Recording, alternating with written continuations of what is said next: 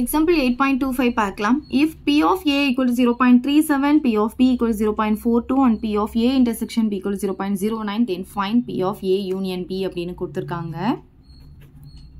First given போட்டுட்டு என்னெல்லாம் கொடுத்திருக்காங்களோ அதெல்லாம் எடுத்து எழுதிக்கலாம். P of A பார்த்தீங்கன்னா 0.37 கொடுத்திருக்காங்க. P of B பார்த்தீங்கன்னா 0.42 கொடுத்திருக்காங்க. P of A intersection B பார்த்தீங்கன்னா 0.09 கொடுத்திருக்காங்க.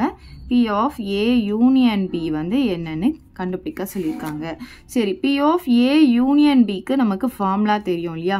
P of A plus P of B minus P of A intersection B. இந்த ஃபார்முலால இதெல்லாமே எடுத்துட்டு வந்து சப்ஸ்டிட்யூட் பண்ணும்போது நமக்கு P of A union B கிடைச்சிடும். P of A பாருங்க 0.37, P of B பாருங்க 0.42 minus P of A intersection B வந்து 0.09. ஸோ இது ரெண்டும் பாசிட்டிவ்னால முதல்ல இது ரெண்டுத்தையும் நம்ம ஆட் பண்ணிக்கணும். ஆட் பண்ணால் 9, 7 கிடைக்குது. இப்போ இதிலிருந்து நம்ம 0.09 சப் பண்ண போகிறோம். இங்கே ஆட் பண்ணோம், இங்கே சப் பண்ணுறோம். 0, 7, இங்கே 0. அப்போ என்ன கிடைக்குது? 0.70 கிடைக்குது. இப்போ பெரிய நம்பருடைய சைன் பார்த்தீங்கன்னா நமக்கு ப்ளஸ், அதனால் இங்கே ப்ளஸில் தான் கிடைக்கும். டாட்டுக்கு அப்புறம் லாஸ்ட்டில் 0 வந்தால் அதுக்கு வேல்யூ கிடையாது. அப்போ எவ்வளோ கிடைக்குதுன்னா 0.7 அப்படின்னு கிடைக்குது. இதுதான் P of A union B. A flower is selected at random from a basket containing 80 yellow, 70 red and 50 white flowers ன்னு சொல்லியிருக்காங்க. Find the probability of selecting a yellow or red flower அப்படின்னு சொல்கிறாங்க. ஸோ ஃபஸ்ட்டு பார்த்தீங்கன்னா நமக்கு ஒரு பேஸ்கெட்டில் வந்து 80 yellow ஃப்ளவரும் 70 red ஃப்ளவரும் 50 white ஃப்ளவரும் இருக்குதுன்னு சொல்லியிருக்காங்க. ஸோ இது எல்லாத்தையும் ஆட் பண்ணால் நமக்கு NFS கிடைக்கும். Find the probability of selecting a yellow or red flower. Yellow or red flower கிடைக்கிறதுக்கான probability என்ன அப்படின்னு கேட்குறாங்க. இந்த மாதிரி R அப்படின்னு சொல்லி வந்தாவே probability of A union B நம்ம கண்டுபிடிக்கணும். P of A union B கண்டுபிடிக்கணும் அப்படின்றத தெரிஞ்சுக்கோங்க. ஸோ இதுக்கு என்னெல்லாம் வேணும்னா P of A வேணும், P of B வேணும், P of A intersection B வேணும். அது தெரிஞ்சாதான் இது நம்ம கண்டுபிடிக்க முடியும். ஸோ நம்ம ஃபர்ஸ்ட் இந்த yellow கலர் அப்படின்னு சொல்கிறத பார்த்தீங்களா, அது வந்து N of Y அப்படின்னு எடுத்துக்கலாம். இந்த ரெட் கலரை வந்து N of capital Rன்னு எடுத்துக்கலாம். இந்த ஒயிட் கலர் வந்து N of Wன்னு எடுத்துக்கலாம். இதெல்லாமே எடுத்து எழுதிக்கலாம். ஸோ பாருங்க, நான் இங்கே எழுதிட்டேன். இப்போ இது எல்லாத்தையும் ஆட் பண்ணால் நமக்கு NFS கிடச்சிரும். ஸோ எல்லாமே ஆட் பண்ணிக்கலாமா? 80 + 70 + 50. 80யும் 70 ஆட் பண்ணால் 150, 150 + 50 200 நமக்கு கிடைக்கும். அப்போ NFS பார்த்தீங்கன்னா நமக்கு 200 அப்படின்னு கிடச்சிருக்கு.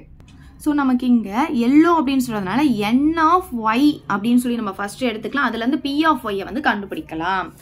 N of Y வந்து 80. இதுலேருந்து நம்ம P of Y கண்டுபிடிக்க போகிறோம். அப்போ N of Y by N of S.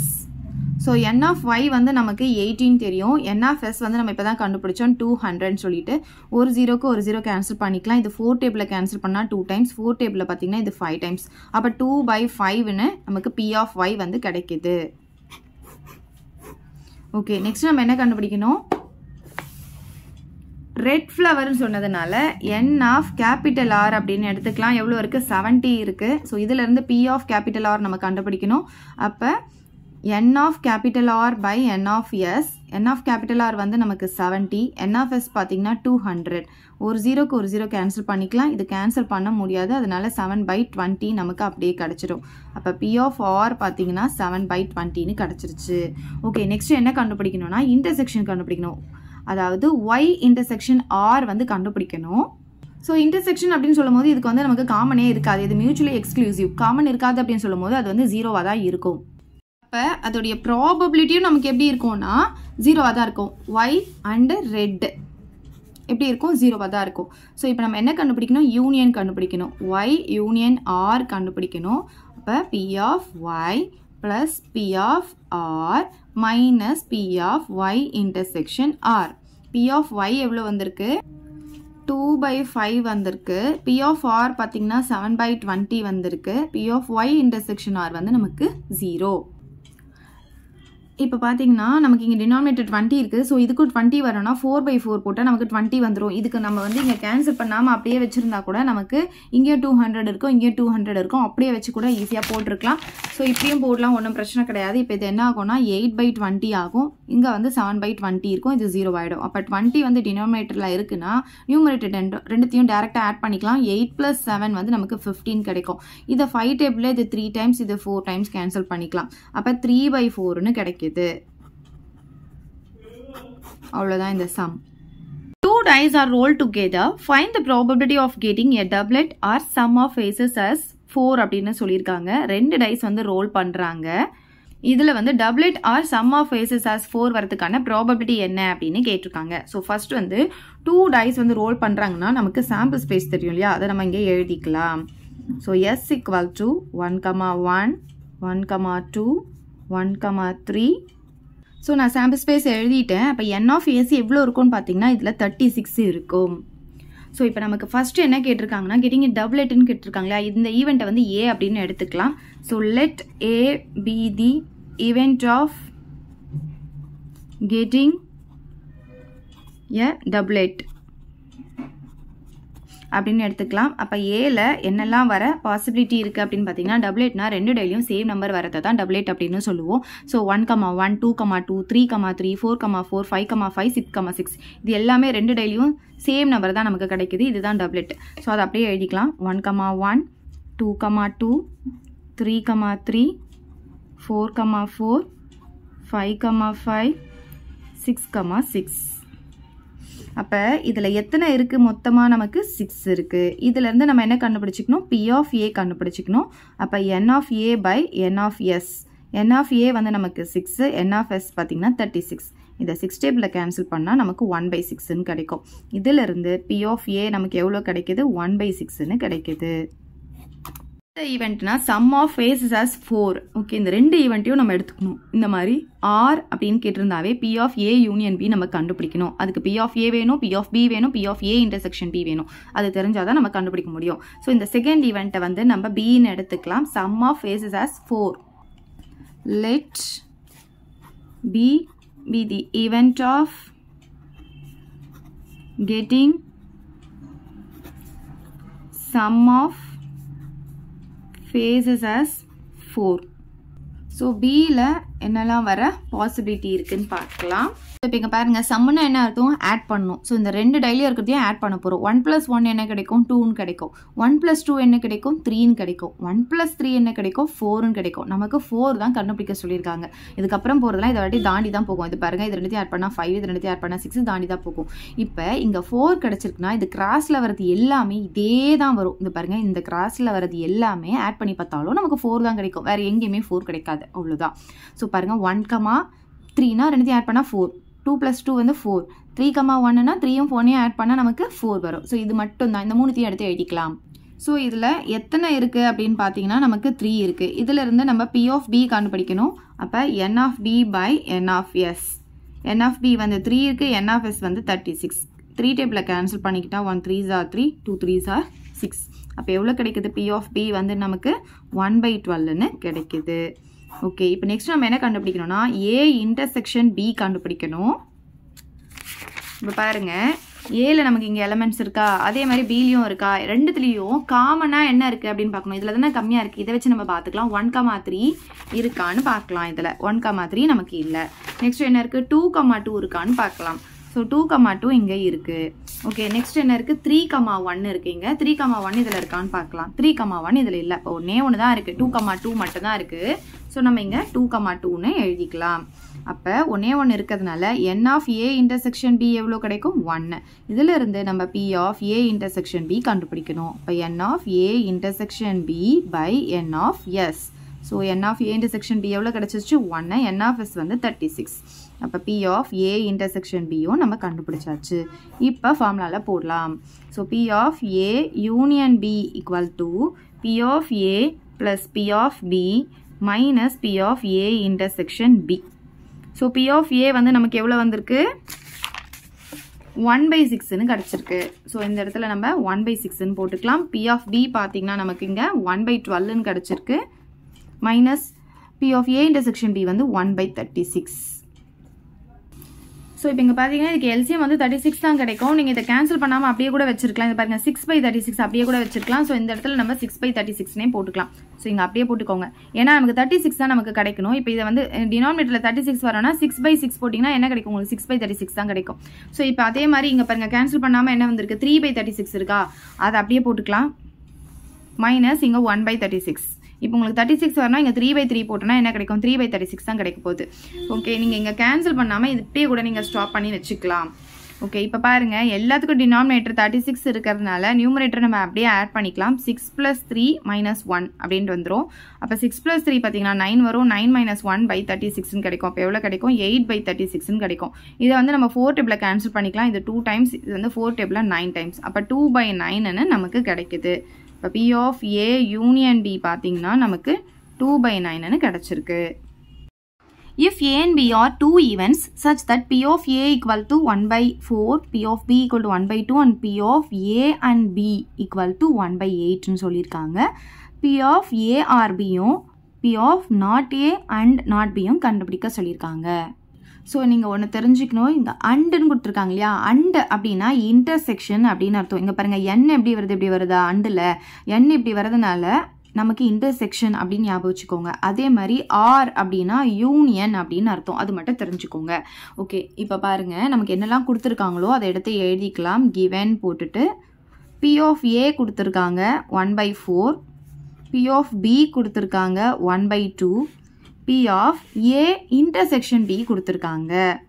A intersection B எவ்வளோ கொடுத்துருக்காங்க? 1/8.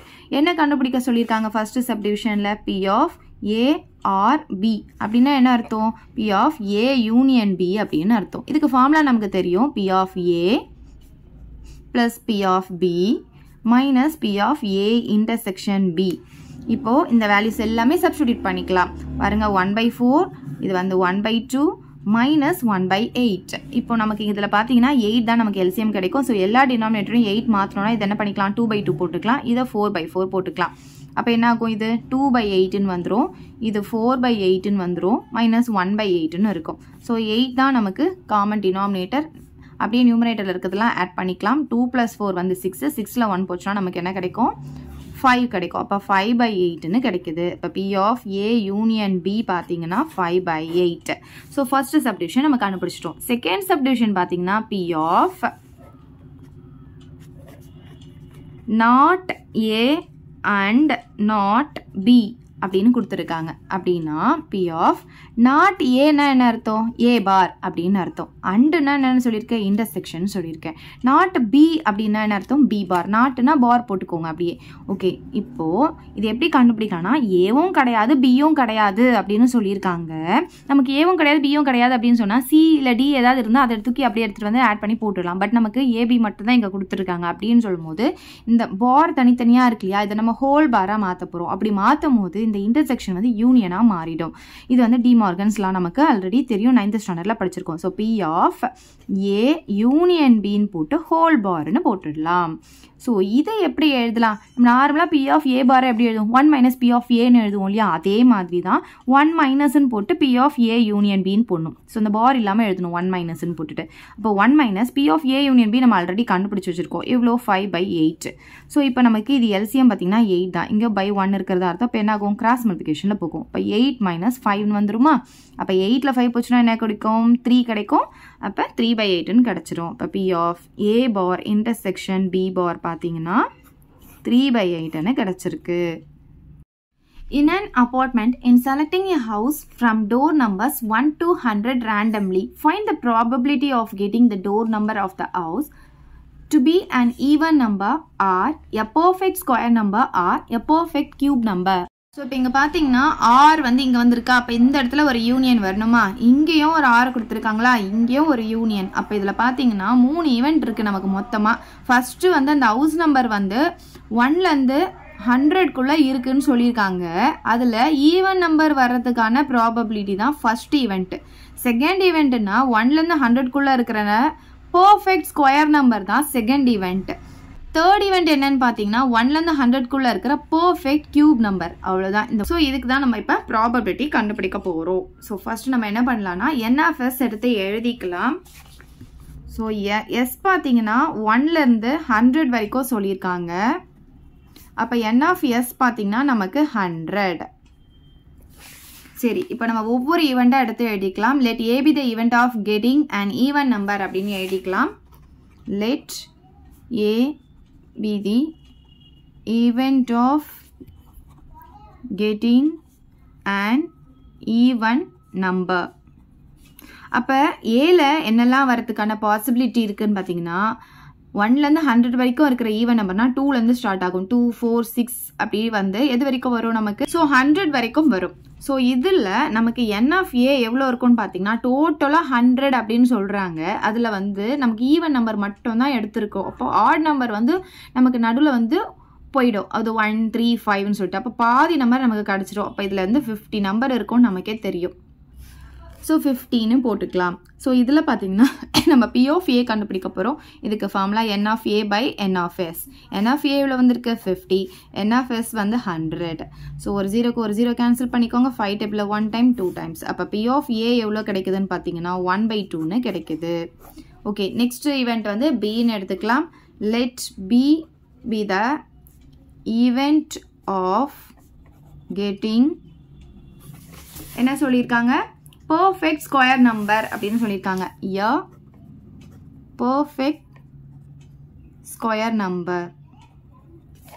ஸோ Bல என்னெல்லாம் வரதுக்கான சான்சஸ் இருக்குன்னு பார்த்தீங்கன்னா 1லேருந்து 100 வரைக்கும் 1 ஸ்கொயர் 1, 2 ஸ்கொயர் வந்து 4, 3 ஸ்கொயர் வந்து 9, 4 ஸ்கொயர் 16, 5 ஸ்கொயர் 24, 6 ஸ்கொயர் 36, 7 ஸ்கொயர் 49, அதுக்கப்புறம் 8 ஸ்கொயர் 64, 9 ஸ்கொயர் 81, 10 ஸ்கொயர் 100.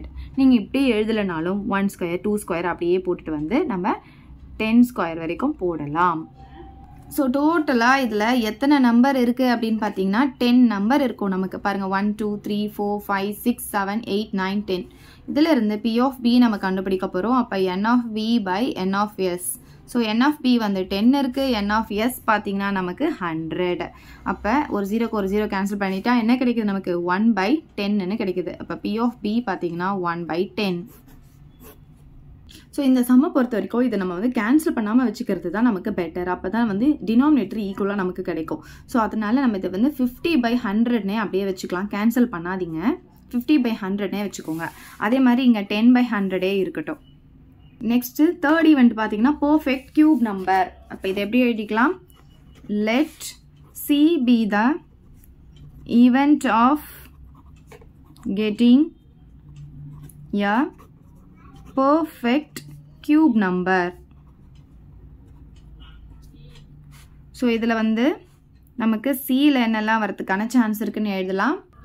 1 கியூப் வந்து 1 வரும், 2 கியூப் வந்து 8 வரும், 3 கியூப் வந்து 27 வரும், 4 கியூப் வந்து 64 வரும், 5 கியூப் 125 வரும். ஆனால் நமக்கு 100 வரைக்கும் தான் இருக்குது, அதனால இதுதான் கிடைக்கும். ஸோ இதில் மொத்தமாக எத்தனை இருக்குதுன்னு பார்த்தீங்கன்னா 4 தான் இருக்குது. இதிலிருந்து நம்ம P of C கண்டுபிடிக்கணும். அப்போ n of C by n of S. n of C எவ்வளோ வந்துருக்கு? 4. n of S பார்த்தீங்கன்னா நமக்கு 100. ஸோ இதை வந்து கேன்சல் பண்ணாதீங்க, அப்படியே வச்சுக்கோங்க. அப்போ தான் நமக்கு ஈஸியாக இருக்கும். நமக்கு கொஷினில் 2 இடத்துல R இருக்கிறதுனால நமக்கு 2 இடத்துல யூனியன் வரும். அதாவது A union B union C. P of A union B union C தான் நம்ம கண்டுபிடிக்கணும். அப்போ நமக்கு இதுக்கு என்னெல்லாம் வேணும்னு பார்த்தீங்கன்னா P of A வேணும், P of B வேணும், P of C வேணும். கண்டுபிடிச்சாச்சு. இப்போ நெக்ஸ்ட் நம்ம என்ன கண்டுபிடிக்கணும்? P of A intersection B கண்டுபிடிக்கணும். அப்புறம் P of B intersection C கண்டுபிடிக்கணும். அப்புறம் P of A intersection C கண்டுபிடிக்கணும். அப்புறம் 3த்துக்குமே இன்டர்செக்ஷன் கண்டுபிடிக்கணும். ஸோ இது எல்லாம் கண்டுபிடிச்சாதான் நம்ம ஃபார்முலாவில் போட்டு சப்ஸ்டியூட் பண்ண முடியும். ஸோ ஃபர்ஸ்ட் இப்போ என்ன கண்டுபிடிக்கலாம்னா A இன்டர்செக்ஷன் B கண்டுபிடிக்கலாம். அதுக்கப்புறம் P of A intersection B கண்டுபிடிக்கலாம். ஸோ A இன்டர்செக்ஷன் B அப்படின்னு பார்த்தீங்கன்னா ஏக்கும் பிக்கும் என்ன காமனாக இருக்குது அப்படின்னு நம்ம பார்க்க போகிறோம். A அப்படின்றது என்ன? Even number. ஸோ இதில் வர ஈவன் நம்பர் மட்டும்தான் நமக்கு காமனாக இருக்க முடியும். ஸோ இதில் என்ன ஈவன் நம்பர் இருக்குது? 4 இருக்குது, 16 இருக்குது, 36 இருக்குது, 64 இருக்குது, 100 இருக்குது. ஸோ இந்த 5 நம்பர்ஸ் மட்டும் எடுத்து எழுதிக்கலாம். 4, 16, 36, 64, 100. அப்போ n of A intersection B எத்தனை வருதுன்னா நமக்கு 5 வருது. இதிலிருந்து நம்ம P of A intersection B கண்டுபிடிக்க போகிறோம். இதுக்கு formula n of A intersection B by n of S. So எவ்வளோ வந்திருக்கு? 5. n of S வந்து 100. ஸோ கேன்சல் பண்ணாதீங்க, அப்படியே வச்சுக்கோங்க. ஸோ நெக்ஸ்ட் நம்ம என்ன கண்டுபிடிக்கணும்னா B இன்டர்செக்ஷன் C கண்டுபிடிக்க போகிறோம். ஸோ Bக்கும் Cக்கும் என்ன காமனாக இருக்குது அப்படின்னு சொல்லி பார்க்க போகிறோம். இதுதான் வந்து B, இது வந்து C. ஓகே, ஸோ இதில் பார்த்தீங்கன்னா நமக்கு என்ன இருக்குது? 1 இருக்குது, இதுலேயும் 1 இருக்குது. ஸோ இது வந்து காமனாக இருக்குது. நெக்ஸ்ட் பாருங்க இங்கே 4 இருக்குது, இங்கே 4 கிடையாது. ஸோ இது கம்மியாக இருக்குல்ல, இதை வச்சு நம்ம பார்த்துலாம். 8 வந்து இதில் கிடையாது. நெக்ஸ்ட் 27 இதில் கிடையாது. நெக்ஸ்ட் என்ன இருக்குது? 64 இங்கே இருக்குது. அப்போ என்னெல்லாம் வந்திருக்கு? 1 64 மட்டும் தான் வந்திருக்கு. அதை நம்ம இங்கே எடுத்து எழுதிக்கலாம். 1,64. ஸோ டோட்டலாக நமக்கு எத்தனை வந்திருக்கு? 2 தான் இருக்குது. So n of b intersection வந்து 2. அப்போ p of b intersection c பார்த்தீங்கன்னா n of b intersection c by n of s. அப்போ 2/100ன்னு கிடைக்குது. ஓகே, ஸோ நெக்ஸ்ட் நம்ம என்ன கண்டுபிடிக்கணும்னா a intersection c வந்து கண்டுபிடிக்க போகிறோம். ஏக்கும் சிக்கும் பார்க்க போகிறோம். ஸோ a அப்படின்றது வந்து வெறும் ஈவன் நம்பர் மட்டும்தான். அப்போ இதில் வர ஈவன் நம்பர் மட்டும் நம்ம எடுத்துக்கலாம். 8ம் 64. அப்போ 2 தான் வருது. அதை ரெண்டுத்தையும் இங்கே எடுத்து எழுதிக்கலாம். 8,64. அப்போ n of a intersection c எத்தனை கிடைக்குது? 2ன்னு கிடைக்குது. இதுலேருந்து p of a intersection c வந்து கண்டுபிடிக்க போகிறோம். அப்போ n of a intersection c by n of s. அப்போ எவ்வளோ வந்திருக்கு? 2/100ன்னு கிடைக்குது. ஸோ கடைசியாக நம்ம என்ன கண்டுபிடிக்கணும்னா மூணுத்துக்குமே இன்டர்செக்ஷன் கண்டுபிடிக்கணும். அப்போ a intersection b intersection c வந்து கண்டுபிடிக்க போகிறோம். மூணுத்துக்கும் காமனாக இருக்கிறது அப்படின்னு சொல்லி பார்க்க போகிறோம். ஃபர்ஸ்ட் வந்து ஈவன் நம்பர். ஸோ இதில் வர ஈவன் நம்பர், இதுலேயும் அந்த ஈவன் நம்பர் இருக்கணும். ஸோ எல்லாத்துலேயும் விட கம்மியாக இருக்கிறது அப்படின்னு சொல்லி பார்த்தீங்கன்னா இந்த சியில் இருக்கிறது தான் 4 இருக்குது. இந்த பிலையும் கொஞ்சம் நிறைய இருக்குது, ஏல வந்து இன்னும் நிறைய இருக்குது. அப்போ இந்த 4 நம்பர் வந்து எல்லாத்துலேயும் இருக்கா அப்படின்னு பார்த்துட்டாவே போதும். ஸோ 1 பாருங்கள் இங்கே இருக்கா, இங்கே கிடையாது. அப்போ 1 வர சான்ஸ் இல்லை. 8 பாருங்கள் இங்கே இருக்குது, இங்கே கிடையாது இல்லையா? அப்போ 8 வராது. 27 பாருங்கள் இங்கே இருக்குது, ஆனால் நமக்கு ஃபர்ஸ்ட் ஈவெண்ட் வந்து ஈவன் நம்பர். அப்போ 27ம் வராது. நெக்ஸ்ட்டு 64 இங்கே இருக்குது, இங்கேயும் 64 இருக்குது. இது ஈவன் நம்பர் 64ம் வரும். அப்போ 64 மட்டும்தான் நமக்கு இங்கே கிடைக்கும். ஸோ 64ன்னு எழுதிக்கலாம். அப்போ n of a intersection b intersection c வந்து எவ்வளோ கிடைக்கும்னா ஒன்று தான் நமக்கு கிடைக்குது. இதுலேருந்து p of a intersection b intersection c கண்டுபிடிச்சிக்கலாம். அப்போ n of a intersection b intersection c by n of s. அப்போ எவ்வளோ கிடைக்கும்? 1/100ன்னு கிடைக்கும். அவ்வளோதான். இப்போ நம்ம எல்லாமே கண்டுபிடிச்சாச்சு. இப்போ ஃபார்முலா எடுத்துகிட்டு வந்து சப்ஸ்டிடியூட் பண்ண போகிறோம். ஃபார்முலா பார்த்தீங்கன்னா p of a union b union c equal to p of a plus p of b plus p of c minus வரும். இன்டர்செக்ஷன் ரெண்டாக போடுறதுக்கு எல்லாத்துக்குமே நமக்கு மூணுத்துக்குமே என்ன வந்துடும்னா மைனஸில் வந்துடும். So minus p of a intersection b minus p of b intersection c minus p of a intersection c. மூணுமே இன்டர்செக்ஷன் போட போகிறோம் பார்த்தீங்களா? அதுக்கு ப்ளஸ் வந்துடும். So plus p of a intersection b intersection cன்னு வந்துடும். இப்போ எல்லா வேல்யூ எடுத்துகிட்டு வந்து நம்ம சப்ஸ்டிடியூட் பண்ண போகிறோம். ஸோ p ஆஃப் a பார்த்தீங்கன்னா நம்ம கேன்சல் பண்ணாமல் வச்சுக்கணும். அப்போ தான் நமக்கு ஈஸியாக இருக்கும். 50/100 அதை எடுத்துகிட்டு வந்து நம்ம இங்கே போட்டுக்கலாம். ஸோ p ஆஃப் b பார்த்தீங்கன்னா நமக்கு 10/100 வந்திருக்கு. c வந்து 4/100 வந்திருக்கு. So 10/100 plus 4/100 minus p of a intersection b பார்த்தீங்கன்னா நமக்கு 5/100 வந்திருக்கு. நெக்ஸ்ட் b intersection c பார்த்தீங்கன்னா 2/100. நெக்ஸ்ட் a intersection c பார்த்தீங்கன்னா 2/100 தான். இதுவும் 2/100 தான் வந்திருக்கு. ப்ளஸ் மூணுத்துக்குமே இன்டர்செக்ஷன் வந்து 1/100 வந்திருக்கு. ஸோ இது எப்படி போடலான்னு பார்த்தீங்கன்னா எல்லாத்துக்குமே டினாமினேட்டர் 100 இருக்கிறதுனால 100 போட்டுக்கலாம். இதில் பாசிட்டிவ் வேல்யூலாம் முதல்ல ஆட் பண்ணிக்கலாம். ஸோ பாசிட்டிவ் வேல்யூனா இது அப்புறம் இது தான் இல்லையா? எல்லாத்தையும் ஆட் பண்ணலாமா? 50 + 10 வந்து 60, 60 + 4 வந்து 64. அப்புறம் இதுவும் வந்து நமக்கு பாசிட்டிவ் வேல்யூ 65ன்னு வந்துடும். அப்புறம் நெகட்டிவ் வேல்யூலாம் ஆட் பண்ணிக்கலாம். நெகட்டிவ் வேல்யூக்கு நெகட்டிவ் சைன் போட்டு எல்லாத்தையும் அப்படியே ஆட் பண்ணிடலாம். 5 + 2 வந்து 7, 7 + 2 வந்து 9. ஸோ 65ல் 9 மைனஸ் பண்ண போகிறோம். ஸோ எவ்வளோ கிடைக்கும்? நமக்கு 56/100ன்னு கிடைக்கும். இப்போ இதை நம்ம வந்து சிம்பிளிஃபை பண்ணி போடணும். இப்படியே ஸ்டாப் பண்ணக்கூடாது, கடைசியாக சிம்பிளிஃபை பண்ணிக்கோங்க. ஸோ இப்போ இது பார்த்தீங்கன்னா 2 டேபிளில் 2 2s are 4, balance 1, 8 2s are 16. இது 2 டேபிளில் பார்த்தீங்கன்னா நமக்கு 50 டைம்ஸ் வந்துடும். இப்போ திரும்பியும் வந்து இந்த 2 டேபிளை கேன்சல் பண்ணால் 1 2s are 2, 4 2s are 8. 2 டேபிளை கேன்சல் பண்ணால் 25 டைம்ஸ். அப்போ எவ்வளோ வருதுன்னா 14/25ன்னு நமக்கு கிடைக்கிது. இதுதான் final answer. In a class of 50 students, ஒரு கிளாஸில் 50 ஸ்டூடெண்ட்ஸ் இருக்காங்க. 28 opted for NCC. NCCக்கு வந்து 28 ஸ்டூடெண்ட்ஸை வந்து தேர்வு செய்கிறாங்க. அதுக்கப்புறமா NSSக்கு வந்து 30 ஸ்டூடெண்ட்ஸை வந்து தேர்வு செய்கிறாங்க. அண்ட் 18 ஸ்டூடெண்ட்ஸ் வந்து ரெண்டுத்துலேயுமே இருக்காங்க, ரெண்டுத்துலேயுமே இருக்காங்க அப்படின்னு சொல்லியிருக்காங்க. One of the students is selected at random. ஒரு ஸ்டூடெண்ட் வந்து ரேண்டமாக செலக்ட் பண்ணுறாங்க. ஃபைண்ட் த ப்ராபபிலிட்டி தட்னு சொல்லிட்டு நமக்கு 3 சப்டிவிஷன் கொடுத்துருக்காங்க. சரி, நமக்கு இங்கே என்ன கொடுத்துருக்காங்க? NCC NSS அப்படின்னு கொடுத்துருக்காங்களா? இந்த NCC அப்படின்றத வந்து A அப்படின்ற ஈவெண்ட்டாக எடுத்துக்கலாம். NSS அப்படின்றத வந்து B அப்படின்ற ஈவெண்ட்டாக எடுத்துக்கலாம். இப்போ இங்கே பார்த்தீங்கன்னா டோட்டலாக எவ்வளோ ஸ்டூடெண்ட்ஸ் இருக்காங்கன்னு சொல்லியிருக்காங்க 50. ஸோ இந்த 50 தான் நம்மளுடைய NF. இங்கே கொடுத்துருக்க எல்லா நம்பரையும் ஆட் பண்ணிடாதீங்க. இது தான் டோட்டல் நம்பர் ஆஃப் ஸ்டூடெண்ட்ஸ். அப்போ இது மட்டும் தான் நமக்கு NF. ஸோ எப்படி எழுதிக்கலாம்? NF ஈக்குவல் டு 15 எழுதிக்கலாம். ஸோ ஃபர்ஸ்ட் ஈவெண்ட்டை நம்ம ஏன்னு எடுக்க போகிறோம். Let A be the event of students opted for NCC. So இதில் வந்து N of A பார்த்தீங்கன்னா நமக்கு எவ்வளோ கொடுத்துருக்காங்க? 28 கொடுத்துருக்காங்க. ஸோ இதிலிருந்து நம்ம P of A கண்டுபிடிச்சிக்கணும். N of A by N of S. N of A வந்து 28 வந்திருக்கு. N of S பார்த்தீங்கன்னா 50. ஸோ இதை கேன்சல் பண்ணாதீங்க, அப்படியே வச்சுக்கோங்க. ஓகே, நெக்ஸ்ட் வந்து நம்ம என்ன கண்டுபிடிக்க போகிறோம்னா செகண்ட் ஈவெண்ட் இருக்கு இல்லையா, அந்த NSS, அதை வந்து Bன்னு எடுத்துக்கலாம். Let B be the event of students opted for NSS. இதில் எத்தனை ஸ்டூடெண்ட்ஸ் இருக்காங்க அப்படின்னு பார்த்தீங்கன்னா நமக்கு 30 ஸ்டூடெண்ட்ஸ் இருக்காங்க. ஸோ நம்ம இங்கே 30 போட்டுக்கலாம். இதில் இருந்து P of B கண்டுபிடிச்சிக்கலாம். N of B by N of S. So 30 by N of S வந்து நமக்கு 50. அப்போ P of Bயும் நம்ம கண்டுபிடிச்சாச்சு. ஸோ நெக்ஸ்ட் என்ன கொடுத்துருக்காங்க? 18 opted for both NCC and NSS. Both அப்படின்னா அது இன்டர்செக்ஷன் ரெண்டுத்துலேயுமே இருக்காங்க அப்படின்னு அர்த்தம்.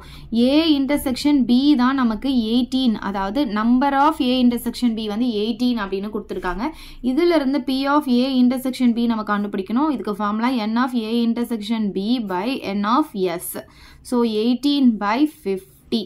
இந்த மூணுத்தையும் கண்டுபிடிச்சிருங்க. இப்போ வாங்க ஒவ்வொரு சப்டிவிஷனாக நம்ம போடலாம். ஃபர்ஸ்ட் சப்டிவிஷன் என்ன கேட்டிருக்காங்கன்னா, the students opted for NCC.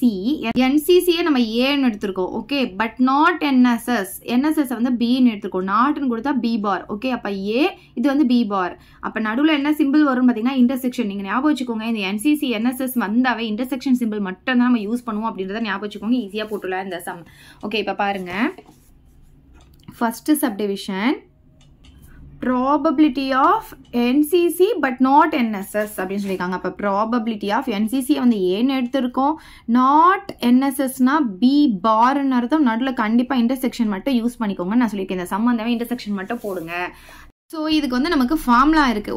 ஒன்றுக்கு மட்டும் பார் இருந்தால் இதுக்கு நமக்கு ஃபார்முலா இருக்குது. ஃபஸ்ட்டு என்ன பண்ணணும்னா பார் இல்லாததை மட்டும் எழுதிக்கணும். P of A மட்டும் எழுதிக்கோங்க. ஓகே, நான் ஞாபகம் வச்சுக்கோங்க, இங்கே N கிடையாது P. ஸோ வந்து இப்போ P of A மட்டும் எழுதிக்கலாம். மைனஸ் போட்டுட்டு இந்த பாரை மட்டும் மறைச்சிக்கோங்க. மிச்சம் இருக்கிறது எல்லாத்தையும் அப்படியே எழுதிக்கோங்க. அப்போ P of A intersection B அப்படியே எழுதிக்கோங்க. P of A intersection B.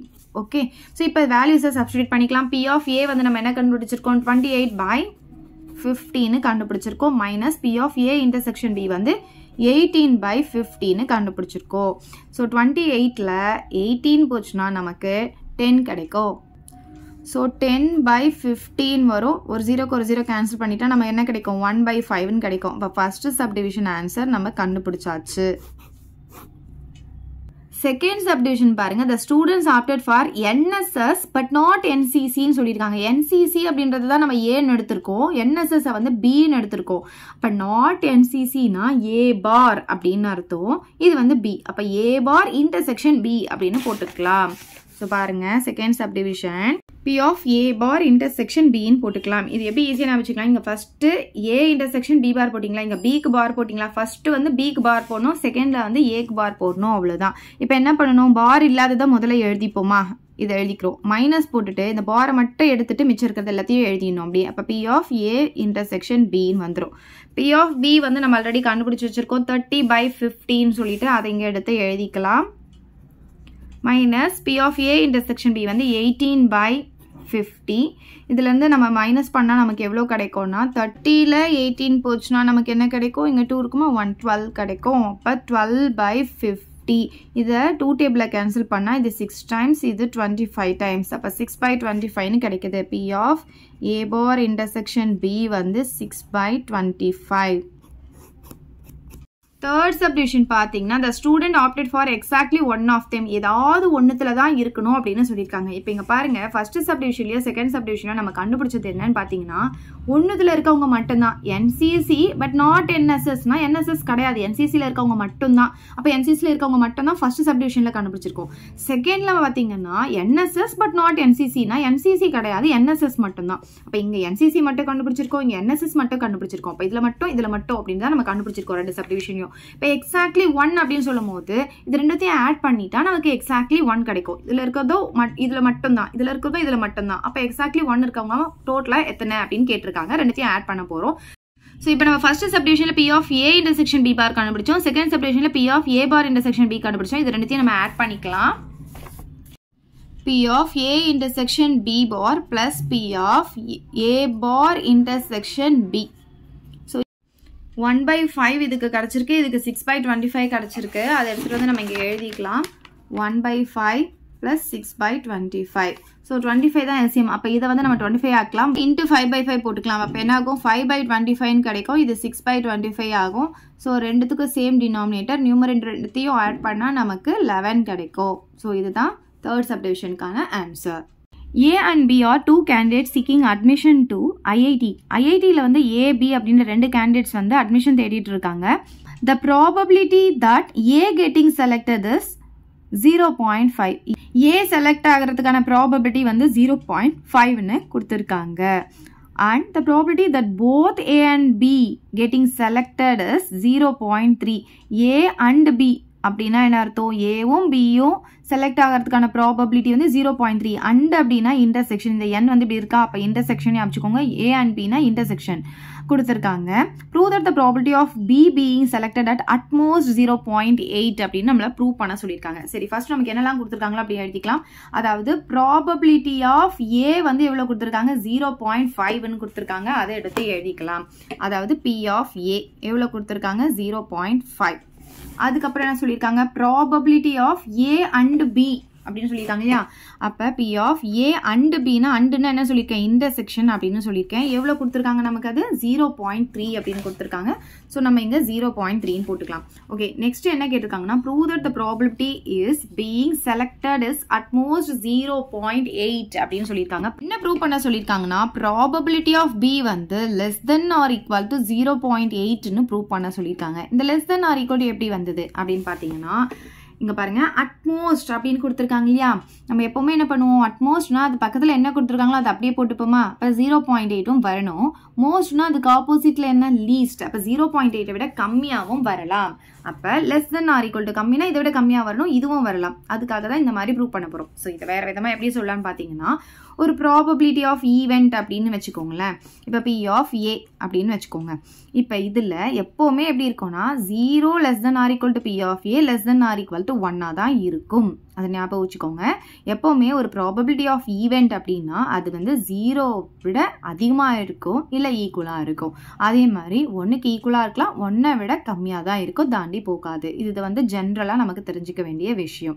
So இப்போ இதில் பார்த்தீங்கன்னா இது வந்து அட்லீஸ்ட் வந்து 0 இருக்கணும், அட்மோஸ்ட் வந்து 1 இருக்கணும் இல்லையா. அப்போ நம்ம எதை எடுத்துக்கலாம்னா, நமக்கு அட்மோஸ்ட்னு கொடுத்ததுனால நம்ம இந்த பார்ட்டை எடுத்துக்க போகிறோம். ஸோ இதில் வந்து நம்ம இங்கே ஏ யூனியன் பின்னு எடுக்க போகிறோம். ஏன்னா இது ரெண்டுமே நமக்கு வரது பார்த்தீங்கன்னா ஏ யூனியன் பியில் தான் நமக்கு இது ரெண்டுமே வரும்.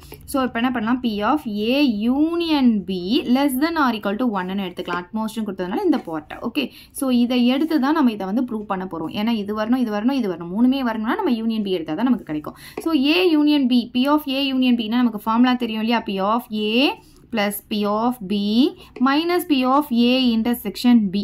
இங்கே என்ன இருக்குது, less than or equal to 1. அதை அப்படியே போட்டுக்கலாம். ஸோ பி ஆஃப் ஏனா எவ்வளோன்னு தெரியும் இல்லையா, 0.5 ப்ளஸ் பி ஆஃப் பி தான் நம்ம கண்டுபிடிக்க போகிறோம், அது அப்படியே இருக்கட்டும். Minus P of A intersection B எவ்வளோ கொடுத்துருக்காங்க, 0.3 less than or equal to 1. இப்போ என்ன பண்ணலாம், 0.5லேருந்து 0.3 நம்ம சப் பண்ணிக்கலாம். அப்போ 0.2 நமக்கு கிடைக்கும். நமக்கு பி ஆஃப் பி தான் வேணும். ஸோ இந்த ப்ளஸ் 0.2 நான் அந்த பக்கம் கொண்டு போகிறேன். அப்போ மைனஸ் 0.2 போகும். ஸோ நம்ம 1லேருந்து 0.2 சப் பண்ணிக்கிட்டா நமக்கு 0.8 கிடைக்கும். ஸோ இதுதான் வந்து அவங்க நம்ம ப்ரூவ் பண்ண சொல்லியிருந்தாங்க, நம்ம ப்ரூவ் பண்ணியாச்சு. ஸோ ஹென்ஸ் ப்ரூவ்டுன்னு எழுதிக்கலாம்.